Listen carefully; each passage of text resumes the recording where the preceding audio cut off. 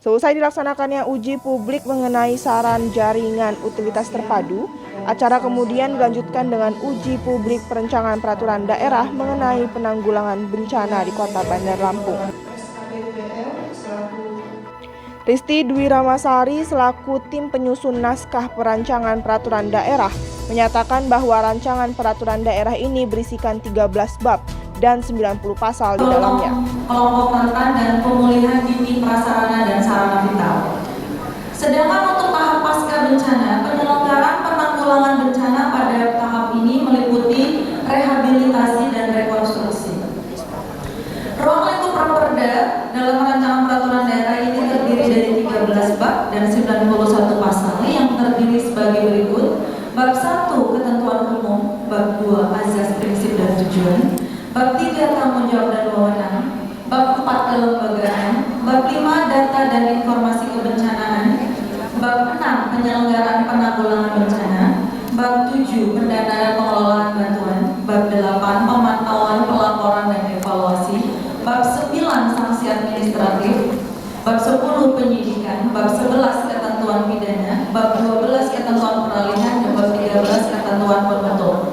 Untuk yang Bapak-Bapak Ibu peserta uji publik handout yang sudah diberikan, terdapat sedikit kesalahan pada saat pengeprintan antara DIM dan Raperda. Di bagian Raperda ada satu bab dan satu pasal yang hilang, ternyata tidak terprint, tapi sesuai ada yang di DIM yang terbaru yang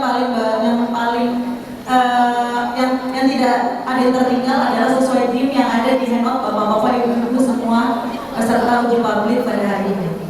Terima kasih, saya Hari. Wabillahi taufiq wal hidayah. Wassalamualaikum warahmatullahi wabarakatuh. Saya kembalikan ke moderator. Herman Syarif selaku perwakilan dari Biro Hukum Bandar Lampung menyatakan bahwa dalam perancangan peraturan daerah haruslah memiliki dasar hukum yang kuat karena berhubungan dengan dana daerah Kota Bandar Lampung. Herman Syarif selaku Kepala Bagian Perhubungan Biro Provinsi Lampung kepada Bapak Syarif untuk bersilakan. Bismillahirrahmanirrahim. Terima kasih kepada Ibu Moderator. Assalamualaikum warahmatullahi wabarakatuh. Waalaikumsalam warahmatullahi wabarakatuh. Yang kami hormati pimpinan dan anggota DPRD Kota Bandar Lampung, yang kami hormati Ketua Komisi 4 DPRD Kota Bandar Lampung dan anggota, yang kami hormati Ibu Wakil Ketua Pansus Raperda tentang penanggulangan bencana, yang kami hormati PLT Sekretaris DPRD Kota Bandar Lampung, yang kami hormati Bapak Ibu narasumber yang berasal dari Fakultas Hukum Universitas Bandar Lampung, dari Kanwil Hukum dan HAM, dan dari Universitas Lampung, beserta Bapak Ibu perangkat daerah di lingkup Kota Bandar Lampung. Terima kasih kesempatan yang diberikan kepada kami oleh moderator dan panitia pada kesempatan sore hari ini. Saya ingin memberikan tanggapan terhadap rancangan Perda Kota Bandar Lampung tentang penanggulangan bencana. Bahan sudah kami terima, adapun catatan-catatan yang dapat kami sampaikan kepada Ketua Pansus, Wakil Ketua Pansus Raperda tentang penanggulangan bencana. Pertama, penyusunan Raperda kita harus mempedomani terhadap kewenangan, yaitu kewenangan dalam pembentukan perda, itu kewenangan daripada Kota Bandar Lampung. Apakah rancangan perda penanggulangan bencana menjadi urusan daripada kewenangan Kota Bandar Lampung? Yang kedua, terhadap ketentuan daripada penyusunan rancangan perda penanggulangan bencana, kita perlu melihat ketentuan daripada delegasi aturan yang menjelaskan apakah itu merupakan amanat daripada PP, Permen maupun peraturan undang-undangan lainnya. Karena itu penting sekali, karena kita perlu mencermati apa yang menjadi delegasi atau amanat yang diatur di ketentuan peraturan perundang-undangan. Yang ketiga, kami juga mencermati terhadap teknis penulisan dan penyusunan rancangan perda penanggulangan bencana, yang mana teknis penulisan penyusunan rancangan perda yang masih banyak hal yang perlu disempurnakan, baik dia tanda titik, tanda koma maupun tanda titik koma dan sebagainya. Yang keempat, terhadap judul rancangan perda tentang penanggulangan bencana yang dapat kami cermati dan pahami bahwa rancangan perda yang diusulkan atau dibahas pada sore hari ini tentang penanggulangan bencana hampir sama dengan judul daripada Undang-Undang 24/2007 tentang penanggulangan bencana. Artinya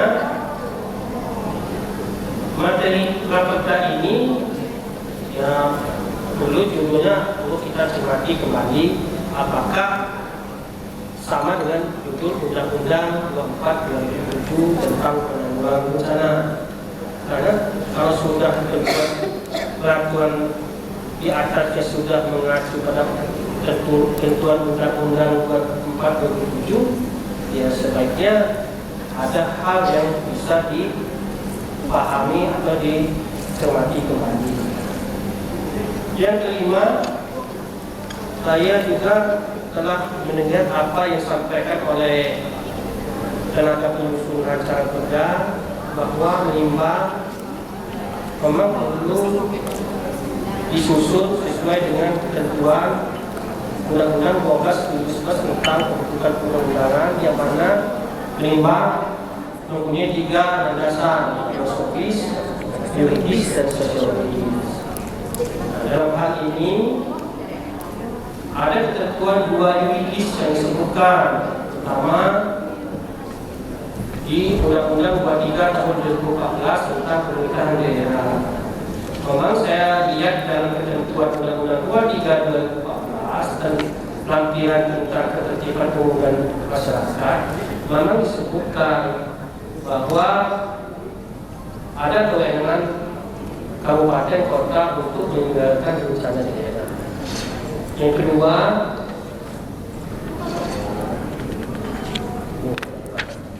ya halo, lagi di sini buka horizon Pak.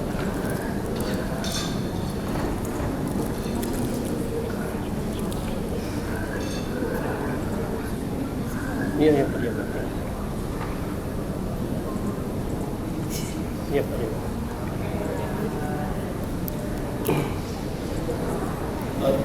Selanjutnya di Undang-Undang 24/2007 tentang penanggulangan bencana memang disebutkan bahwa pemerintah daerah dapat melaksanakan dalam hal penanggulangan bencana. Jadi kedua peraturan perundang-undangan tersebut terhadap Undang-Undang 23 2014 dan Undang-Undang 24/2007 untuk disimplifikasikan atau disesuaikan, karena jangan sampai ketentuan menimbangnya ya ada 2 aturan yang mengatur. Artinya kewenangannya kalau saya sayangkan terhadap kewenangan pemerintah daerah saja, artinya di Undang-Undang 23 2014 yang perlu dicermati. Ini selanjutnya lagi ada tambahan dasar hukum, karena ini ada hal tentang penanggulangan bencana yang mengumpulkan uang dan barang. Sebaiknya ditambah dasar hukumnya Undang-Undang 9 tahun 1961 tentang pengumpulan uang dan barang. Terakhir di dasar hukumnya perlu ditambah, karena ini semua penggunaan dana daerah ya, artinya semua mekanisme yang mengatur terhadap penyaluran dana, baik yang bentuk bantuan, juga maupun yang lain harus mencermati peraturan Menteri Dalam Negeri Nomor 77 Tahun 2020 tentang pengelolaan keuangan daerah. Karena di dalam bab-bab yang akan kita bahas nanti menyangkut pendanaan, saya baca ada. Artinya dasar hukum terhadap pengelolaan keuangan daerah itu disatukan dan dicermati kembali. Kalau masalah substansi materinya teknis itu ya Badan Penanggulangan Bencana Daerah Kota Bandar Lampung yang paham. Kalau saya ini cuma teknis penulisan penyusunan legal drafting yang nanti akan dibantu oleh kami Kemenhan yang juga akan mencermati urgensinya apa, dibentuknya perda ini nanti nanti yang akan menyampaikan. Yang keenam, ini saya perhatikan banyak peraturan Kepala Badan Nasional Penanggulangan Bencana ini. Jadi kalau saya cermati, untuk peraturan Kepala Badan Nasional ini, ya jangan disebutkan seluruhnya, cukup digunakan yang terkait saja atau tidak perlu. Karena dalam Undang-Undang 12 itu kan dasar hukum itu kan ada 4 saja yang dicantumkan. Pertama itu tentang pembentukan daerah, kedua undang-undang atau peraturan pemerintah yang terkait dengan peraturan daerah tersebut, yang ketiga peraturan menteri teknisnya, yang keempat itu perda dicantumkan. Jadi tidak perlu banyak-banyak sebenarnya, cukup 10 atau 15 dasar hukumnya cukup. Tidak usah disebutkan sampai 23. Cukup 10 saja lah, ambil yang terkait saja. Karena dasar hukum itu kan pasti ketentuannya kan sudah jelas itu. Ada di undang-undang, ada di PP, ada di peraturan menteri, di teknis lagi di peraturan kepala BPBD. Jadi karena ini sifat dari perda Kota Bandar Lampung, kan kita ada rujukan juga. Di Lampung sudah ada pada bencana tahun 2017 kalau saya tidak salah. Tapi nanti buka saja lah di Google, ada ketik aja perda di Lampung tentang penanggulangan bencana. Sekarang dibuka. Itu sudah ada dasar hukumnya di Lampung itu. Jadi kota tinggal menyesuaikan aja perda yang ada di Lampung. Sebenarnya perda penanggulangan bencana ini saya berharap juga kalau dari namanya COVID-19 itu bisa dimasukkan materi muatan tentang bencana wabah. Sebenarnya tidak perlu kita membuat perda tentang COVID. Perda penanggulangan bencana ini bisa dibuat bencana wabah.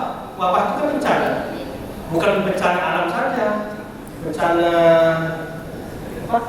Ya terkait dengan musibah, wabah bukan bencana, tapi sudah dibentuk perda COVID ya Pak di Kota Bandar Lampung.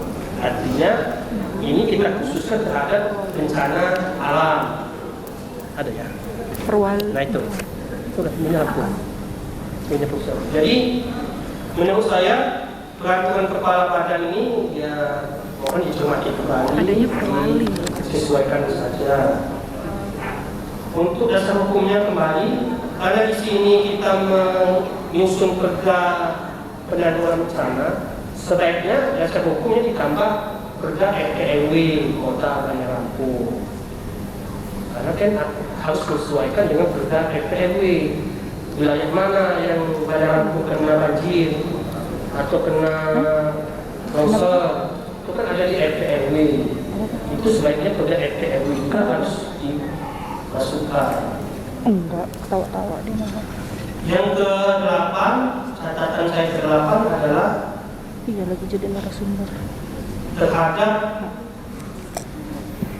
persetujuan bersama ini DPRD Kota Bandar Lampung, Wali Kota menetapkan perda. Harusnya peraturan daerah bukan ditulis penanggulangan bencana, artinya ditambahkan menetapkan menambahkan peraturan daerah tentang penanggulangan bencana, ditambah kalimat peraturan daerah tentang penanggulangan bencana. Selanjutnya yang ke-10 terhadap ketentuan umum. Kalau ketentuan umum ini saya cermati, jangan sampai nanti mendefisikan terhadap pengertian umumnya ini yang hanya sekali. Kan pengertian umum ini kan dibunyikan berkali-kali. Artinya di dalam ketentuan, di dalam pasal-pasal tersebut dia menyebutkan bahwa materi muatan yang ada di batas tubuh pasal-pasal tersebut itu yang menjadikan pengertian umum. Yang lebih menarik lagi di sini saya cermati di pasal 1 angka 9. Dibuka aja laporannya kalau bisa. Dibuka laporannya. Angka 9, pasal 1. Pasal 1 angka 9. Angka 9. Nah, di situ di angka 9 ini ada kalimat penyelenggaraan penanggulangan bencana. Artinya lebih tepat laporan ini ditambah norma penyelenggaraan, karena dia pengertiannya ada di dalam ketentuan umum penyelenggaraan penanggulangan bencana. Kalau tidak memang tidak perlu dia kalimat penyelenggaraan, harusnya ya ini saran saja, ini penanggulangan bencana. Tapi kalau memang mau ditambahkan penyelenggaraan bencana itu nggak apa-apa. Tidak, kan ini kan yang menjadi grupnya dari kan ada 3 ketentuan bencana, tanggap darurat, dan pasca bencana. Itu ada di penyelenggaraan bencana. Nanti kita tanyakan ke Bu Ginan bagaimana norma judul, karena judul bisa sama dengan judul raperda. Kan di raperdanya kan penanggulangan bencana, di undang-undangnya penanggulangan bencana juga. Kita harus menyesuaikan kembali. Yang ke-12 terhadap bab 2. Di bab 2 itu kan dijelaskan azas, prinsip dan tujuan. Jadi kalau saya cermati sesuai dengan Undang-Undang 12 tentang pembentukan perundang-undangan, sebaiknya azas, prinsip dan tujuan ini nggak usah disebutkan bab, cukup pasal saja. Artinya azas, prinsip, tujuan itu dihapus saja. Pasal 2 azas, setelah itu pasal 3-nya tujuan. Kalau mekanisme dalam pada pembentukan peraturan perundang-undangan di lampiran 1 Undang-Undang 12/2011 tentang pembentukan perundang-undangan. Ini boleh didiskusikan saja. Kalau kami di Pusilaku tidak menyebutkan lagi gitu. Kami langsung aja pasal 2 langsung. Tapi kalimatnya ajas itu. Tapi sebenarnya ajas ini juga sudah ada normanya di dalam undang-undang 24/2007, nanti tidak apa-apa disebutkan kembali. Selanjutnya yang ke-13 ketentuan pasal 6. Pasal 6 dibuka.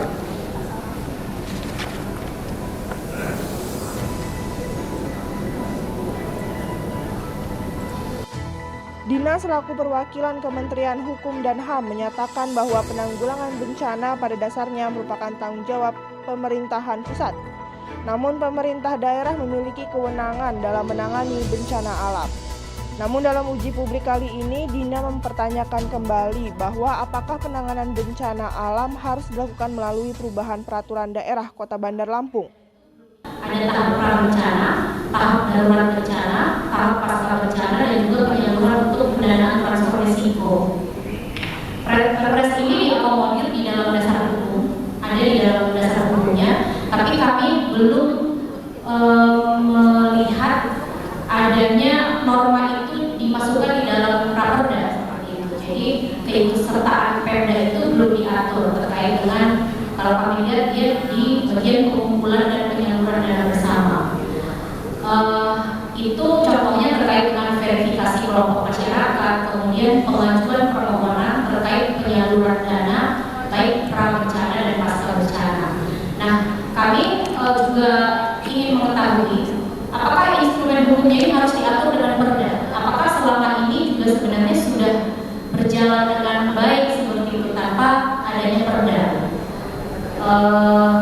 Ini ada di dalam muatan konsideran, tapi dia draftnya tidak mengatur tentang ini.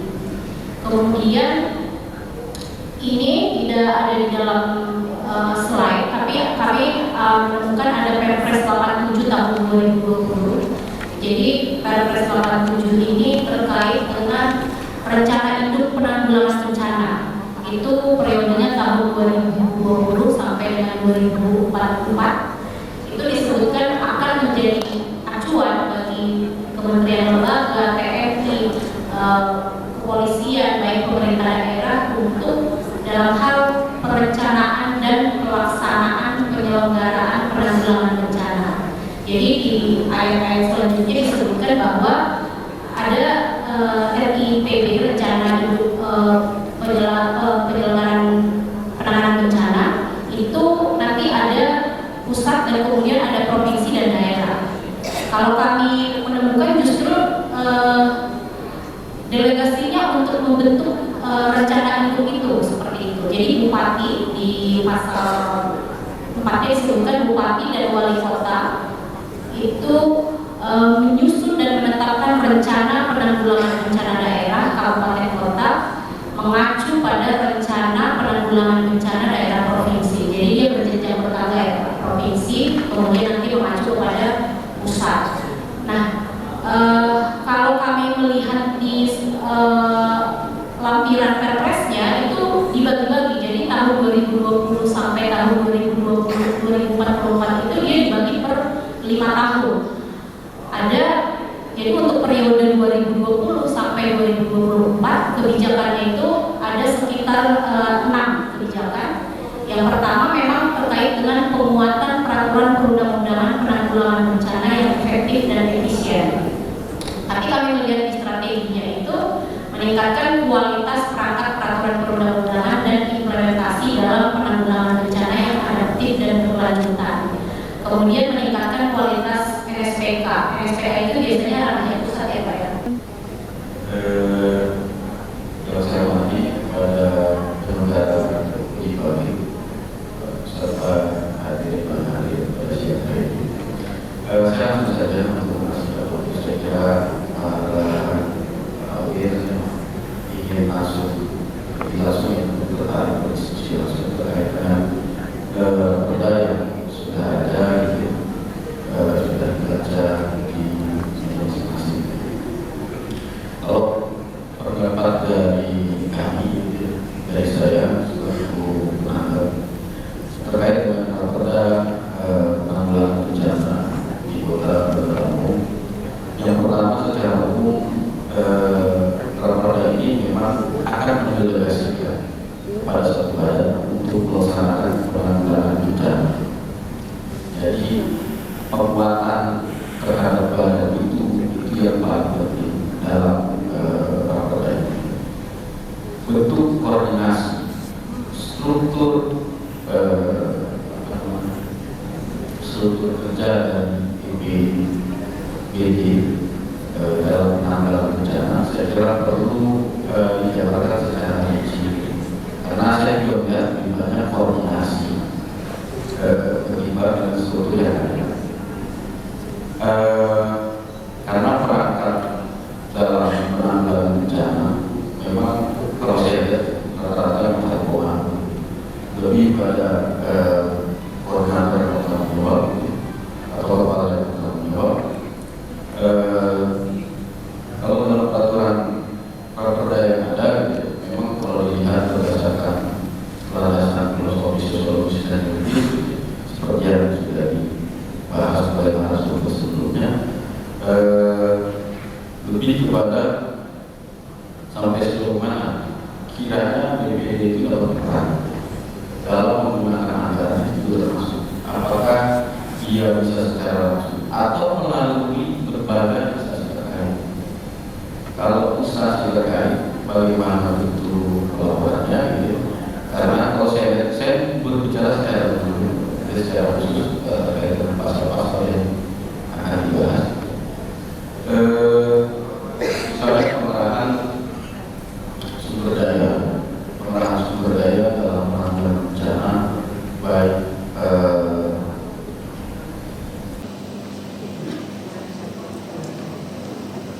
warahmatullahi wabarakatuh.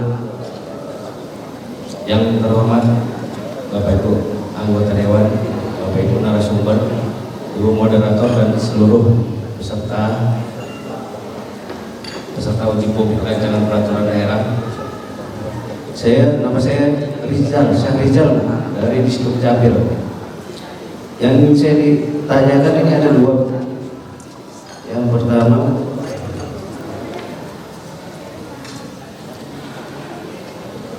dokumen pendudukan itu memang bukan kebutuhan dasar, tapi merupakan dasar dari penerbitan beberapa pelayanan publik. Jadi yang ingin saya tanyakan, apakah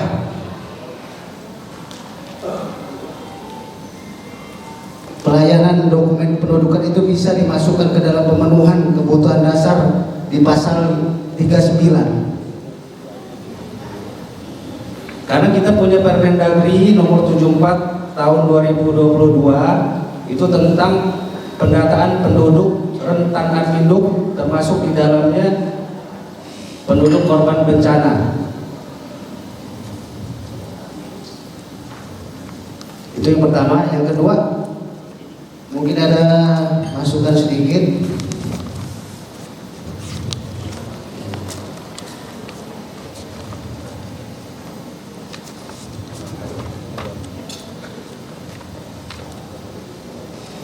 Di konsider menimbang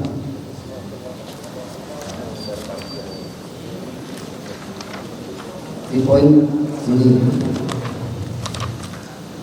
mengingat di poin 25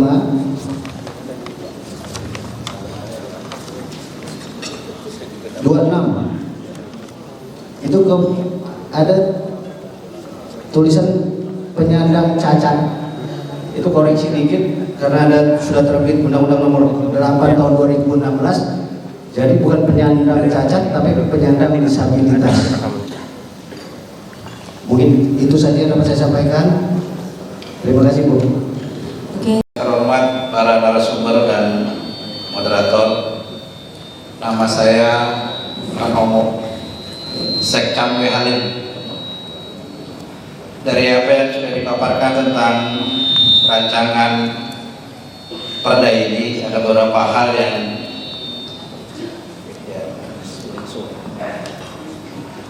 ingin saya sampaikan dalam rangka penyempurnaan mungkin. Ada dua. Yang pertama, saya belum bisa melihat bahwa bencana itu ada berapa jenis, Pak. Jadi belum terlihat di sini bahwa bencana alam maupun non alam itu berapa jenis. Dari sini mungkin kita akan lihat skala bencananya juga belum terlihat. Kemudian tugas dan wewenang BPBD tentunya nanti akan berhubungan tidak dengan besarnya bencana. Apakah cukup BPBD kota atau provinsi atau Basarnas? Itu tentunya akan berhubungan dengan skala dampak bencana yang terjadi. Itu yang belum terlihat. Yang kedua, berhubungan dengan pendanaan. Jadi kalau bisa kita berharap pendanaan dalam rangka penanggulangan bencana baik antisipasi maupun pasca bencananya adalah bisa ditambahkan atau bisa kalau memungkinkan kita bermohonlah pada siapa, pada pemerintah pusat, tentunya berhubungan dengan skala dampak bencana. Artinya kalau dampak bencananya kecil-kecil, bolehlah BPBD Kota Bandar Lampung. Ini Wakil Pansus Uji Publik Penanggulangan Bencana menyatakan bahwa Raperda kali ini berjalan dengan lancar. Ia juga berharap setiap masukan yang datang dari masyarakat dapat membuat acara uji publik selanjutnya menjadi lebih baik. Untuk menjadikan Raperda ini ke depannya menjadi lebih baik lagi dan juga menyempurnakan Raperda ini. Kemudian untuk harapan ke depan setelah ini apa? Harapan ke depan yaitu tadi Raperda yang dihasilkan menjadi lebih baik dan bermanfaat dan berguna bagi masyarakat Kota Bandar Lampung tentunya.